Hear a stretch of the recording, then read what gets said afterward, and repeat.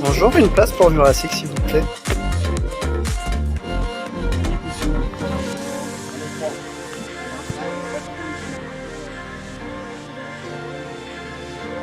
Bon, cette vidéo ne laisse place à aucun doute, je pense, hein, entre l'intro, comme je suis, la déco.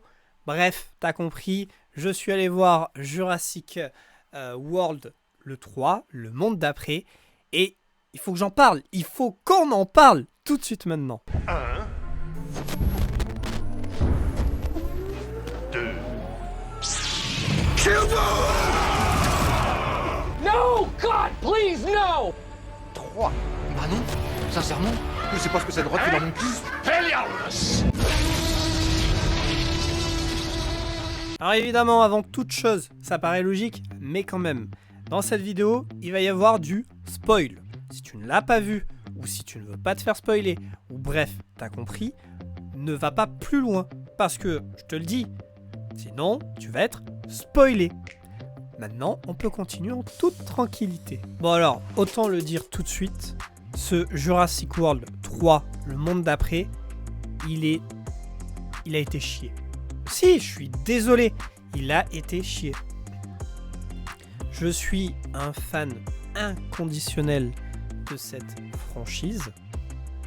Et pour que j'en vienne à dire ça, c'est que ça doit vraiment être le cas.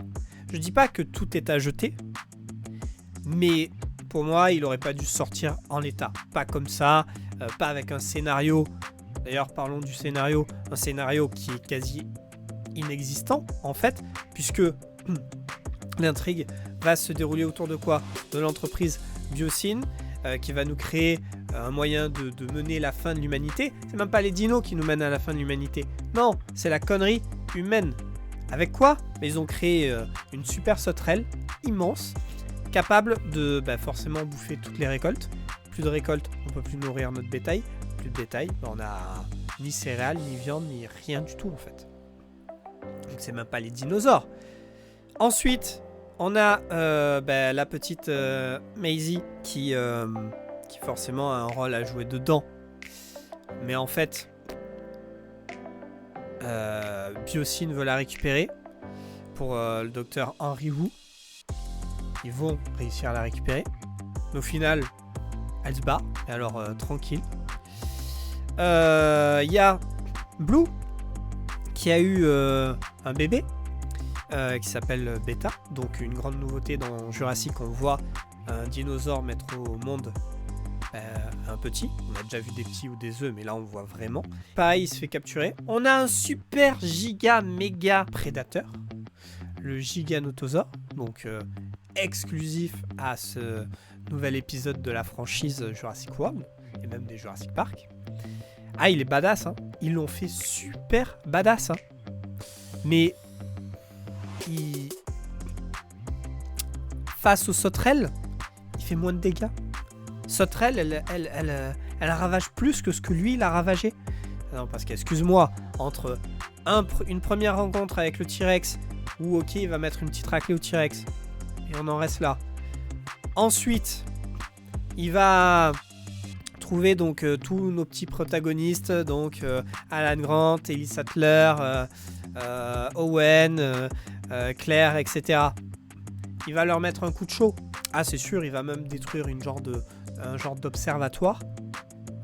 Et encore à moitié, hein, parce que il va se prendre des coups de couteau dans le museau, un coup de taser, et puis le giga, il se barre. Hein. Alors tu vas me dire, peut-être que lui il est malin. Il va se dire, qu'est-ce que c'est manger 3 humains? Autant aller m'attaquer à autre chose. Ça reste quand même un giganotosaure. Je te prends juste l'exemple. Jurassic Park 3. Le Spinosaure, il était en maître, du début à la fin. L'Indominus, la même chose. Le T-Rex, la même chose. Là, on a le Giganotosaure qui est vraiment super ultra badass. Il est super ultra stylé. Malheureusement, ils l'ont pas exploité pour moi. Je ne parlerai même pas, même si en fait, oui, j'en parle, du combat final, qui est tout sauf épique. On a quoi? On a le Giganotosaure, on a le T-Rex. Donc ok, c'est la revanche un peu du T-Rex. Le Giga va le maîtriser assez facilement, on va dire. franchement, il y a... Même au niveau des prises de vue de la caméra et de ça, je trouve qu'il n'y a eu aucun effort de fait.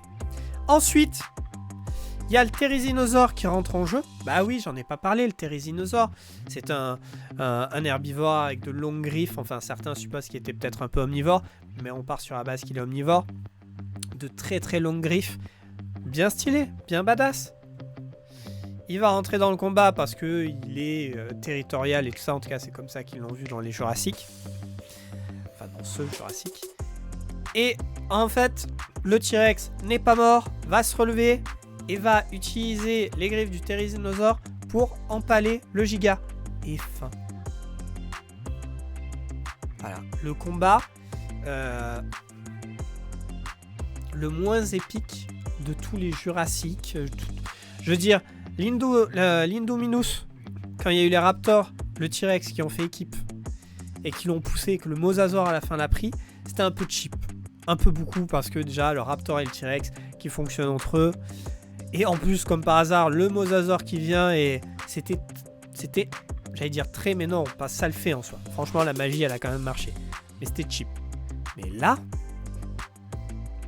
c'est même pas histoire qu'un herbivore ou je sais pas quoi, c'est que ils ont pas du tout exploité le super prédateur. Le super prédateur aurait pu détruire la moitié de la base. On aurait pu le voir tuer d'autres herbivores comme l'Indominus, on l'a vu faire. Là, rien du tout. Absolument rien. Bon, je pense que j'en ai assez dit pour le giga. Ensuite, donc, en gros, le truc, c'est que l'ADN de Maisie et de Beta, enfin de Beta, le bébé à Blue, devait aider à pouvoir faire une sauterelle qui ne serait pas invincible. Parce qu'en fait, la première génération de sauterelles, qu'ils ont d'ailleurs libérée, hein, est invincible. C'est-à-dire qu'il n'y a rien qui peut la tuer en soi. À un moment donné, ils mettent même le feu à ces sauterelles-là. Elles arrivent à se barrer. C'est elles. De toute façon, c'est elles qui foutent le bordel. Elles mettent en feu la forêt. C'est elles. Franchement, c'est elles qui ont géré tout le film. Après, qu'est-ce qu'on a ? Le seul moment que j'ai vraiment trouvé intéressant, c'est quand on est au marché noir et que, d'ailleurs, les Atrociraptors sont magnifiques. Il y en a un, il est un peu blanc-gris là, argenté, il est magnifique, il fait frissonner. Et ils ont vraiment mis du fil à retordre à nos héros. Le marché noir, parce qu'on voit plein de dinos, parce qu'on voit un peu quelque chose d'inédit finalement, où je trouve que ça a été soigné. Mais sinon, début du film mou, où en fait ça s'est focalisé sur les retrouvailles entre les différents protagonistes. Alors c'est beau, c'est bien, c'est vrai, hein, c'est génial, mais faut pas que ça en fait.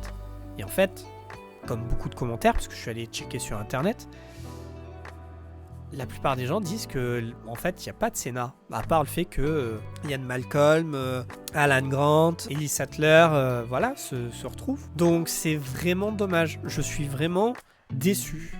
Oui, je suis allé le voir 2 fois, notamment pour pouvoir tourner cette vidéo, mais je suis déçu.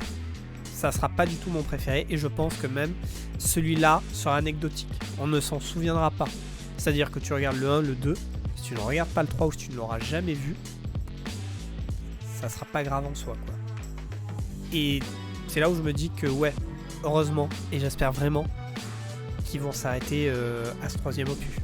Parce que même si vous voulez en faire un 4e pour sauver enfin je sais pas quoi, non, stop en fait. Franchement, stop, vous en avez assez fait.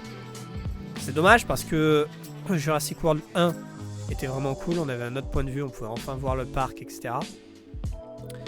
Jurassic World 2, j'ai trouvé beaucoup plus adulte, beaucoup plus sombre. Et celui-là, un flop.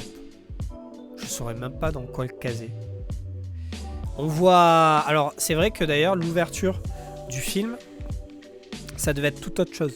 On devait voir un truc qui se passe au Crétacé, des dinosaures vivre, etc. Et ça n'a pas été mis.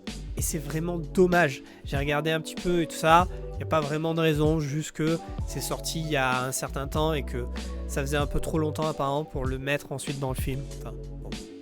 Pour moi, ça tient pas du tout.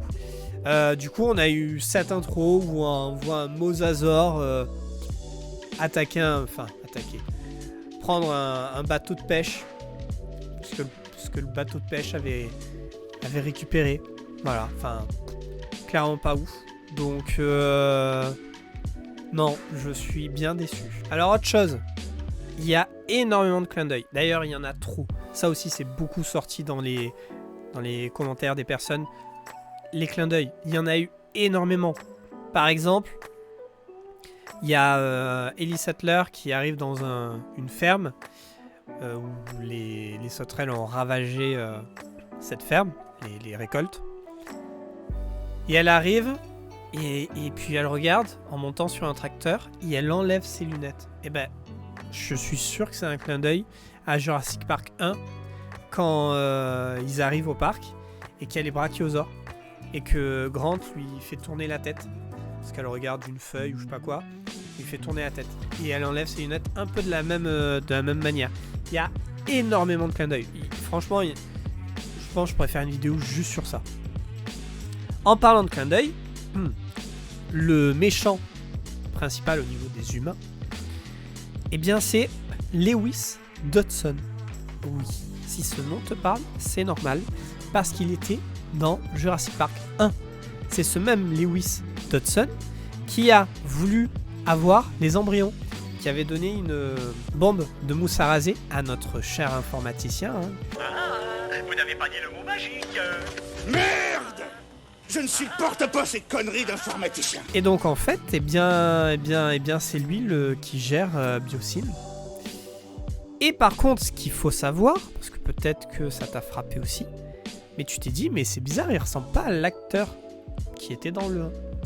Eh bien, je te confirme, c'est pas lui. Et j'ai trouvé ça, enfin je me suis dit, bah, c'est bizarre, pourquoi? C'est dommage. Et alors j'ai fait ma petite enquête. Et en fait, c'est pas drôle quand même, en vrai je souris, mais c'est pas drôle. Mais l'acteur qui jouait Lewis Dodson à la base, c'est Cameron Thor. Sauf que en 2016, l'acteur a été condamné à 6 ans de prison, voilà, pour agression sexuelle. Je comprends mieux pourquoi du coup ils ne l'ont pas repris.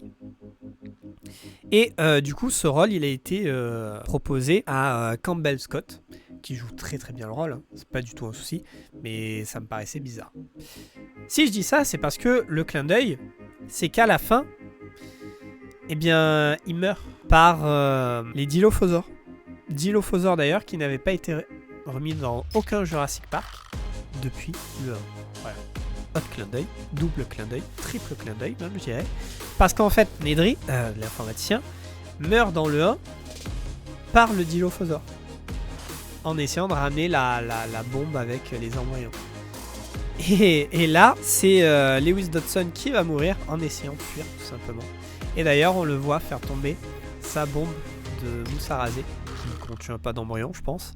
Et je pense qu'il a gardé plus en souvenir, à mon avis. Voilà.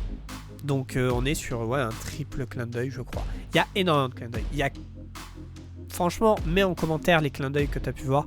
Vous pourrez tous en dire. Je pourrais même faire une vidéo dessus, clairement quoi. Bon ben voilà, je pense que j'ai fait le tour. Franchement, je pourrais en dire énormément plus, mais s'il faut, je ferai d'autres vidéos. Je suis déçu, comme la plupart de mes proches. Beaucoup m'ont demandé. Je suis déçu. Je m'attendais à autre chose, à mieux, beaucoup mieux. Quoi qu'il en soit, ça ne m'empêchera pas de me prendre un coffret, hein. Les réunissant tous. Mais voilà. N'hésite pas à me dire dans les commentaires, parce que j'aimerais savoir toi ce que t'en as pensé. C'est sûr qu'il y en a qui ont dû le kiffer quand même.